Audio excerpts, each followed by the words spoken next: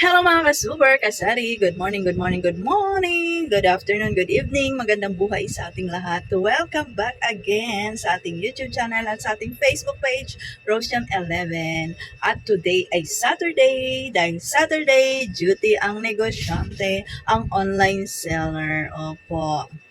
Time check tayo ay 11:30 a.m. So ngayon, dito tayo naka-duty. Habang naka-duty, nag-check tayo ng mga orders, nagpapak ng mga orders. At ngayon nakahinga na ako ng maluwag after ng aking struggles sa unang araw ng pagiging isang online seller. Ayun, na-pick up na yung ating mga parcel.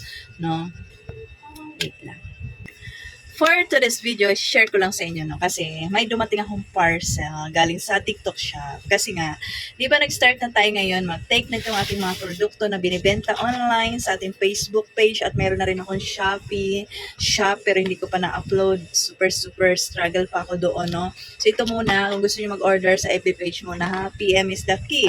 Ngayon, dahil nga mag-12 na, magla-lunch na tayo, minom ako ng ito. Kasi ito kailangan inumin before meal. Kung gusto mo pumayat. Siyempre, gamit ko yung ating founder from Luxley. So, itong taro, ang sarap. Ang sarap niya kasi parang alam niyo yung sago na taro flavor. Same na same siya. Talaga, ang sarap. Ganun talaga yung lasa niya. So, itong taro na ito, 400 yung isang box, 400 plus. Yan ko na lang sa inyo yung price list, no? Basta 400 plus to. Ang kaganda nito, pro meal siya. Pro meal, taro hearty meal diet. Kasi, kung gusto mo pumayat, iti-take mo to before meal time. Kung gusto mo naman tumaba, iti-take mo to after meal time. Yung gagawin mo siyang dessert. Ganon. Itong taro na ito.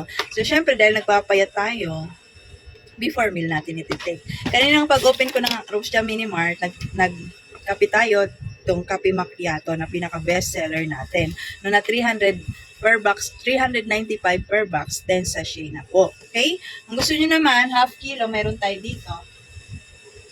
Ayan. Syempre, naka-display din to dito sa ating Rosjam Mini Mart. Ayun. Di ba? Half kilo, ito naman ay 875. Okay. So, ngayon, dahil nga nagpapayat tayo, alam niyo yung kape ko kanina ha, hindi ako nakakaramdam ng gutom, pero kumain lang ako ng biscuit na fita. 11:30 na, hindi pa rin ako yung kasi nagugutom ganun. Hindi kasi nga, pag tinake mo to before mealtime, hindi ka makakaramdam ng gutom. Kaya nga, papayat tayo dito, di ba? Sana all, madam. Okay, so ngayon, ito talaga ang isi-share ko sa inyo. Dahil nagpapayat tayo, sira na kasi timbangan ko. Nagpa-order ako kay Jam sa TikTok shop. 218, dumating lang. Kanina-kanina lang. Ito, ayun, ang ganda. papakita ko sa inyo kung magkano, kung ilan yung aking timbang ngayon. O, para masubaybayan nyo yung ating journey ng pagpapayat. Okay? So, kailangan talaga, ang ini-aim kong weight ay 55 kilos. Okay? Okay. Kasi ganun ako dati, nung sexy ako, 55. Okay? Kaya ipapakita ko sa inyo kung ilang kilo tayo ngayon. Okay? O, kung gusto mag-order, PM lang sa ating Facebook page, Rosham11. Okay?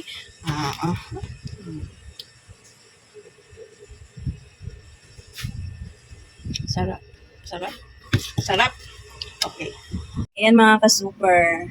Magtitimbang na tayo kung ano ang timbang natin ngayon. Charan! Aha. Aha. 63.7.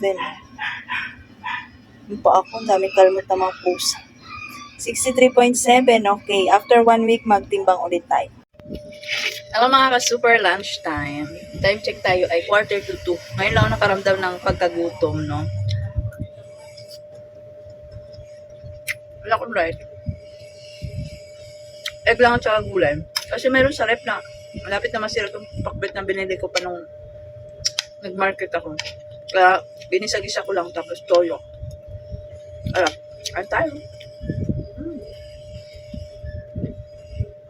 Hap talaga ng gulay.